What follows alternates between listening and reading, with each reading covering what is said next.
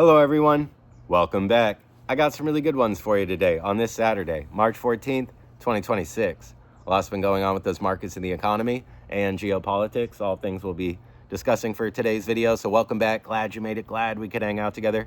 And let's dive right into this video, shall we? It's gonna be a little bit more like a rant. Normally I have some things written down, but we're going off the top here, but I didn't want to delay in getting out here and telling you, what I see going on, keep the channel on an even keel. Let's do a quick recap, and then I'm going to discuss where we are and then kind of where we're going. Okay, so for the last 4 years, we've been bullish and constructive on precious metals. Checked that box. Crypto, Bitcoin was 20,000 when I started the channel. I would have told you to buy before 20,000, but I didn't start the channel until 20,000. So checked that box. Tech stocks, Mag 7, checked that box. Energy stocks for the last few years, guys, I've been saying let's get exposure to mega cap energy companies: Chevron, Exxon, ConocoPhillips, Occidental, Marathon, Kinder Morgan. I'm going to leave it to you to be discerned on which energy companies you picked, but I was bullish on energy. If we go back just a few months, I was saying these data centers, which are these Mag 7 companies, which are 40% of the S&P 500's total market cap, that's very energy intensive work. If we're going to be building all these data centers, we're going to need a lot of energy. At that same time, I noticed that energy stocks were only 3.9% of the S&P 500's total market cap. So we were in a situation where you had this huge S&P 500 and only 3% of that S&P 500 was energy. Guys, economics is just energy flows, okay? It's like a bedrock for your economy. So I figured energy needed maybe a little bit more, representation, maybe like 9% of the total market cap of the S&P 500 or 6. So when we were down there at 3, I was like, look, let's just buy these things. Energy is very boom and bust. We're not in a boom right now, but we could be going into one. Just be patient, stick to the big boys. Those large, like $500 billion companies like Exxon, collect that dividend. Energy stocks generally pay a pretty good dividend. We were also bullish on nuclear. So the stock ticker I threw out to you guys was CCJ, Cameco. It was like $10 a share when we started the channel. Now it's like 110. It's like 120. So we've been bullish on crude oil, natural gas, nuclear. We're clicking our heels to the bank, guys. Energy's done well. Tech's done well. Financials like Goldman Sachs, BlackRock, JP Morgan, done quite well over the last few years. Crypto, precious metals, starting to get the idea, guys. And why did I pick those 4 asset classes to focus on, being energy, tech, precious metals, and crypto? Well, I figured those would be the primary beneficiaries of a terminally weak dollar. And the dollar has done nothing but go down into the right in real terms since the inception of this channel. Served us very well. So, back in 2022, when I started the channel, I was thinking, man, the Fed just added 40% to the money supply via the CARES Act. We're about to get like a lot of inflation. We got to have our cake and eat it too from about 2012 to 2019 because we got to see asset prices get inflated, like up and away, but we also didn't have very much inflation in like the real economy, the laundry token economy. So the CPI stayed low, consumer prices stayed low, asset prices got pumped to the moon. If you were making $25, $35 an hour in the 2010s, you were doing okay. And now if you're making $25, $35 an hour in the 2020s, you're getting flushed down the toilet. And in 2022, I started this channel to kind of ring that dinner bell. Like the future is not going to look like the last 10 years. I thought the 2020s would look a lot like the 1970s or 1940s. And here we are. So, echoes of that. Now, it's been rough, guys. Okay, it's been rough, but has this new war or the last 3 wars we've started since starting this channel, have any of them come as a surprise for us? No, because our framework since the inception of this channel has been that the beast system would continue to feed, whether on perpetual war or meat of the middle class. It would operate in a perpetual vacuum where they would print more and more in perpetuity just to maintain where you are, never mind additional growth and productivity. And that framework has, looking back with the benefit of hindsight, served us very well. So the beast system continues to feed perpetual war, meat of the middle class, inflate or die. that's been the real boogeyman, guys. It hasn't been deflation. You know, how that was driving me nuts in like 2022, 2023, 2024. All these YouTubers are out here just like peddling deflation. Like, oh, just save dollars and wait for the crash, wait for things to go back to normal. It's like, no, dude. You know, our debt right now, 40 trillion, right? If we paid back the national debt, like we paid it off completely, there would be no money. So we're not going to pay off. The debt is not there to get paid off, because if we paid it off, the debt is the dollars. There would be no currency. So do you think we're going to pay off this debt or even pay this debt down? No. Pretty soon, guys, we're going to be at 40 trillion. Probably going to happen in the next couple months. I mean, we're printing $1 trillion every 90 days or so. Forever. Like that goes back to the inception of this channel. So every 90 days they've printed another $1 trillion or so. Do you think that's going to stop? Like, no. I'm looking into my hazy crystal ball. We're going to be at 50 trillion here pretty soon on the national debt, next few years or so. Now, where's that going to put the Dow Jones? A lot higher. Okay? Real estate's going to be a lot higher. Like, pumping that national debt to like 50 trillion, that's going to give the Dow Jones the green light to go up to like 90,000 or 100,000. So, and Trump wants that, which is diabolical, because guys, the stock market has not become 50% more valuable in the last 2 years.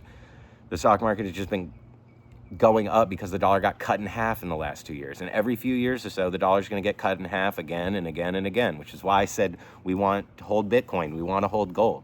You know, gold doing well because it's kind of a universal safe haven, all right?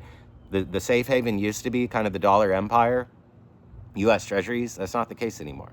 So if you want a monetary network that can't be inflated, well, it's inflated at about 1% per year. The gold supply inflates about 1% per year, but civilization grows at about 1% per year. So the gold dollar is very stable, which is another thing, guys. Even though, like I said, when gold was 1,500 per ounce, you know, we're bullish gold. We want to buy gold. Now that we're at like 5,000 per ounce, you're not any richer. Okay, gold doesn't really go up. The dollar goes down, guys. You know, we've talked about it ad nauseum on this channel, but for those of you that might be new, an ounce of gold got you a tunic, belt, sandals in ancient Rome. Today it gets you a nice suit. Like, the gold dollar, very stable. And you might be saying, well, we're not on a gold standard anymore. Yeah, not being on a gold standard has been the best thing for gold's price, nominally speaking. When we were on a gold standard, it was $28 per ounce. From like before 1971, it was $28 per ounce. 1 ounce of gold, $28, same. It was pegged. So you didn't really need gold. You could just be in dollars because dollars were gold. Now that we've defaulted on the gold standard, gold has gone from $28 an ounce to 5,000. So we're de facto still on a gold standard, if you want to look at it that way. Perpetual war, guys. So now what? We're bombing Karg Island. Looks like we're getting ready to have boots on the ground. You know, I was in Afghanistan, guys. I served in the Marine Corps from 2008 to 2013. I was in the Marine Corps infantry. I did 2 deployments to Afghanistan, 1 to Japan. Okay, so this whole like MEU, you're learning about the MEU, the Marine Expeditionary Unit that's on its way over to Iran. I've been on a UDP. It's very similar to a MEU. I've been on those troop carriers. I was on the USS Essex. So you'll have like a whole fleet of ships. You'll have a Nimitz-class aircraft carrier is kind of like the backbone for the fleet. Going out to the flanks, you'll have like, you know, destroyers, fast attack subs out on your flanks. Behind the Nimitz-class carrier, you're going to have a troop carrier. It's like a miniature aircraft carrier. It has a bunch of rotary wing helicopters on it, but it doesn't launch fixed wing because it's not as long and big as a Nimitz-class. So I was on the USS Essex. Right now, you got a battalion or 2 of Marines on a troop carrier, probably trailing behind a Nimitz-class aircraft carrier. They're on their way to the Middle East, okay?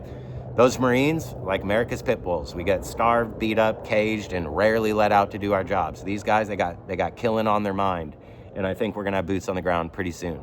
Some of these islands in the Hormuz Strait, the Marines might do some amphibious landings. Now, do I think we're gonna do like a full-on invasion of Iran? I mean, it's looking more likely by the minute. We have a lot of institutional inertia that can't be stopped. We have an escalation ladder that's like getting out of control. But I don't think so, guys. I don't think we're gonna like try to capture and occupy Tehran, but I do think some of these islands in the Hormuz Strait might have a troop presence on them here pretty shortly. You know, Karg Island, they process like 90% of the crude oil that's going through Iran. So it's You know, right now we're doing counter force on the island. We're like trying to kill all their SAM sites and military installations. But we might move to counter value here pretty soon. We'd put another way, we're just going to start stealing their oil, or at least make it so that Iran can't process any of their oil and export it. So we might try to choke them off, which would be terrible for Iran. And Trump, you know, might try to just outright steal the oil and call it a win for America too. We're just going to have to see where that's going. But we're escalating by the hour, okay? You could call this World War III if you want to go ahead and look at like flight patterns. Like if you look at those websites that show you like how planes are flying around, we got a huge gap over large swaths of like Russia and Ukraine, and now we got a huge gap over the Middle East. So if you look at from the 100,000 foot perspective, you're going to notice this like huge no-fly zone running through the center of the world right now. I mean, it is what it is. That looks a lot like World War III to me. Now, why? Well, I don't know. The Trump administration isn't very forthcoming on, I mean, they're changing the reasons why. One minute it's because Iran's about to have a nuke. Next minute it's because Bibi was going to do it anyway, so we needed to go too. It just kind of changes depending on the day, the PSYOP, what they want to tell you. We know, though, on this channel, at the end of the day, it's just that perpetual war. That's like, we're New Rome, guys, okay? We're always on campaign. It allows the military-industrial complex to print unlimited money and then just kind of funnel it into weird places, making themselves very rich. We're also trying to keep a stranglehold on the world reserve currency. So if we own the trade lanes, if we own the world, keep the trade lanes open, have bases all over the world, that's good for the dollar empire. You know, even though the dollar is worth less than nothing, because interest on your savings accounts 1% per year, and then inflation's like 10% per year. So the dollar's a negative 9, 10, 12% yielding asset. It's a liability, guys. So even though the dollar is like toilet paper, we're still the prettiest horse in the glue factory, the cleanest dirty shirt in the hamper, and the dollar empire wants to keep it that way. Put another way, the dollar is kind of backed, guys. It's backed on the monopoly on force. It's backed on the fact that we have these military bases everywhere and we keep the trade lanes open. It's backed by some things, like our intellectual property. It's backed by these, you know, $4 million missiles that we use to destroy $20,000 Iranian drones. Like, that's crazy. But, you know, the dollar empire, it is backed. It's backed by reverse engineered alien technology like Boeing, Raytheon, Northrop Grumman. You know, guys, I live in Phoenix, and I drive by Northrop Grumman campuses all the time. There's a Northrop Grumman campus down in Chandler. I think that's their headquarters. There's several in Mesa. So I drive past Northrop Grumman campuses all the time, guys. And, you know, business is good right now, because what are they doing in those places? They're making bombs, guys. Honeywell, Northrop Grumman, Raytheon, Boeing. They're making bombs, you know. It's funny about Arizona's economy. People call it it's called like the 5 C's. It's citrus, cattle, corn, copper, and there's like one more that I'm missing. But basically, you know, Arizona's economy is like copper, cattle, cotton, corn, citrus. There's like maybe 1 or 2 other C's, but you know what else it is and no one wants to talk about it? It's a military-industrial complex.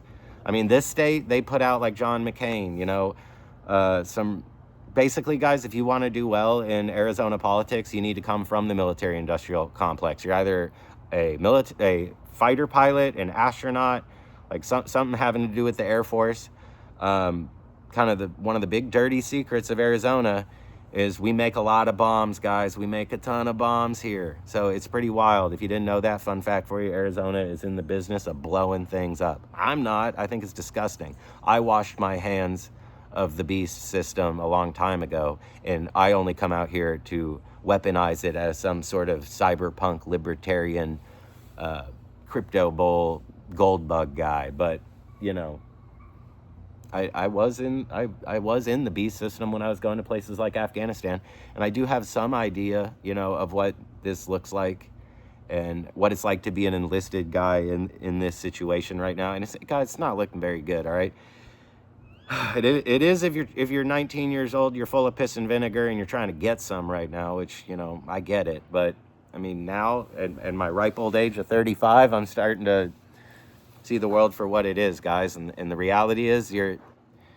Our framework has been correct. The beast system will continue to feed, whether on the meat of the middle class or perpetual war, and it's run by an elite cabal of preteen blood-drinking pedophiles, you know? And maybe the Epstein files have something to do with World War III. It appears as though our country's leadership would rather take you into World War III than discuss the fact that they're, R-wording the little kids and then eating their bodies and drinking their blood and doing all sorts of occult rituals, right?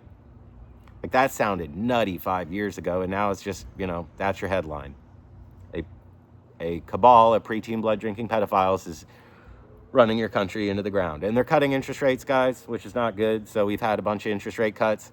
Now crude oil's like over 100 a barrel. And now that the Fed wants to keep cutting interest rates, all you're doing there is weakening the dollar even more. So the dollar's already been incinerated. And now the answer is like, well, our feet are taped to the bike on it. Might as well lean in. We were going to print $3 trillion we didn't have in 2026, but now we're going to print $6 trillion we didn't have in 2026. So you see where this is going, guys. But, no surprise here. I feel like there's so many other, I probably should have written some things down, because I feel like as soon as I leave you guys to it and carry on with the plan of life, I'm going to be like, oh yeah, I was supposed to bring up that. No, okay, how about this? This is a good one. You're going to like this. I'm a little bearish right now. That's a big change, guys. So for the last 4 years, I've just been pretty much permeable, like just telling you like, nope, fade dollars, fade cash, get rid of your savings account, buy gold, like we're riding the lightning, get into these markets. Like inflate or die, inflation's the boogeyman, not deflation. Bullish, permeable, guys. Now I'm a little bit more, at least for the short term, bearish. So some of the market guys I follow are completely out of the market right now, and that's very rare. Some of these guys I've followed since like 2015, since the Obama days, and very rarely do they get completely out of the market. Now they're getting completely out of the market. That's telling. Gregory Mannarino, go ahead and check out his work on Substack. Like, he's out of the market right now. That's a big tell for me that there's an air pocket forming under this market potentially. We're in for at least a correction. Now, am I coming out here to say we're going to crash? No. But do I think the S&P 500 could trade 20-25% off the all-time recent highs going into like spring and summer, and then we reinflate? Yeah. So if crude oil keeps moving up, guys, look out below for some of these other stocks, And the reason crude is running so hard, well, first of all, I was saying to buy crude a few months ago in all these videos because I thought demand was going to be a lot higher for these data centers. But now we have a supply problem.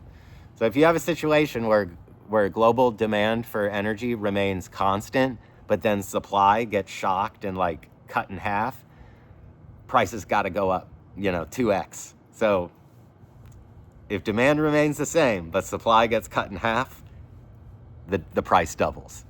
You're living it. So we're in a situation now where we need a lot of energy intensive projects to come online, like these data centers. Like, so we have a voracious appetite for energy, and the supply is getting shocked. Woof. If crude remains above 110, 120 a barrel for a few months, odds of recession start to go up exponentially. So I guess put another way, guys, short term, I'm bearish. Mid to long term, I'm hyper bullish. This kind of reminds me of the Saudi oil crisis we saw in 1974. And just like I said earlier, guys, if this decade is going to echo the 1970s, it's kind of fitting hand in a glove. But to give you a little cheat sheet for what happened in the 70s, the oil crisis that they had in 1974 and ensuing recession didn't last very long.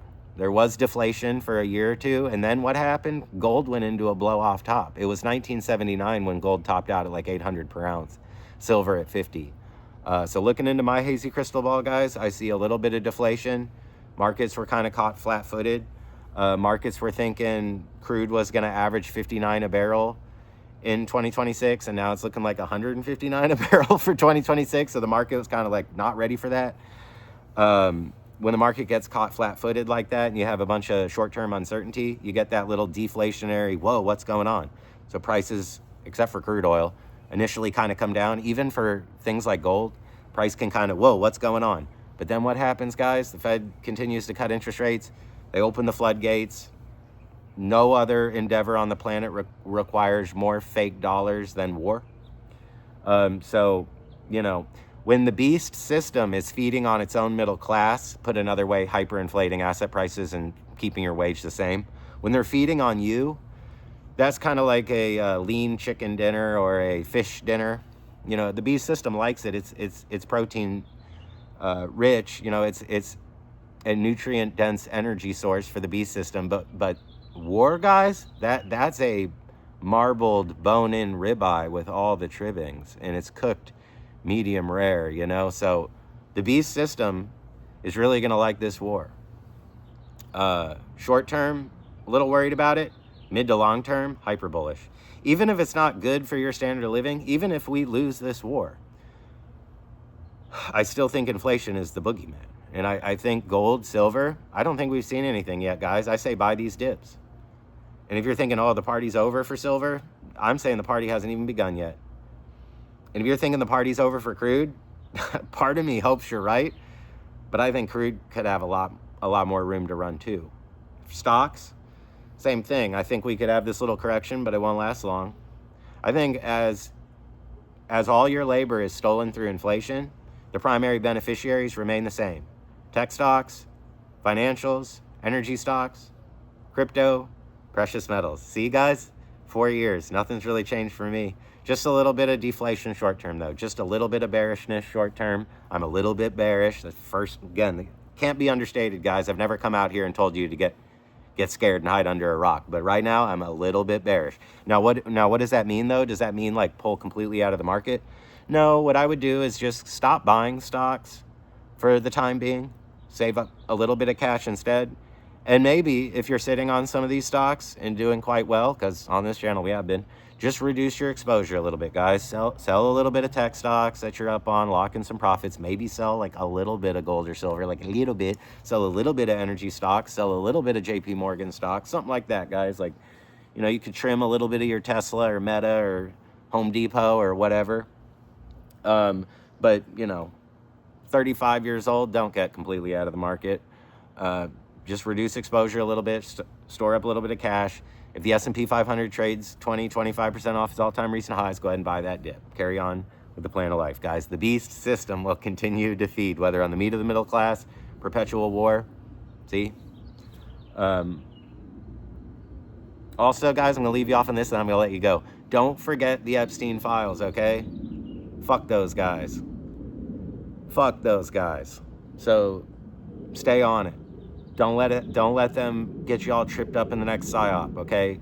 Like, you gotta lock on. Get a scent like a hunting dog and latch on and don't let go. Like a pit bull. Like, latch on and don't let go to that Epstein file, okay?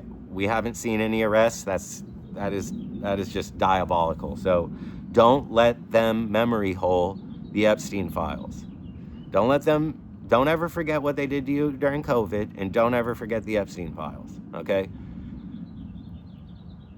Just kind of what you got going on. But now, here, I'll say this too, and then I'm going to let you go. I know I'm a little scattered, but this is all off the top, and I got to get back to it after this. Iran, you know, if they weren't going to make a nuke a few weeks ago, now they're going to make one now, okay? So I think Trump feels like he is in control, but he's not. He wants you to feel like he can control how this escalates, when, how, why, and he'll decide when things calm back down. Doesn't work like that, dude. You walk up into a bar and you punch someone in the face and then say, okay, now I'm done. So you got another thing coming, bro, because you might be done with them, but they're not done with you. So look into your hazy crystal ball, okay? These other developing economies around the world, if they don't have a nuke, they're getting one now. So North Korea, last time I checked, they're just chilling, guys. And these countries that don't have a nuke, they're saying, if I don't get one, I'm going to end up like Iran, or I'm going to end up like Iraq, or I'm going to end up like Syria, or I'm going to end up like Libya. So expect a lot of countries the world over are going to get very interested in making sure they're bricked up with nukes so that the dollar empire doesn't come and mess with them, okay? So this is all, you know, pretty wild stuff, but nothing new to the world, guys. Kind of a reminder, stay attached to the true vine. That's Jesus, and then have the gardener, the Father.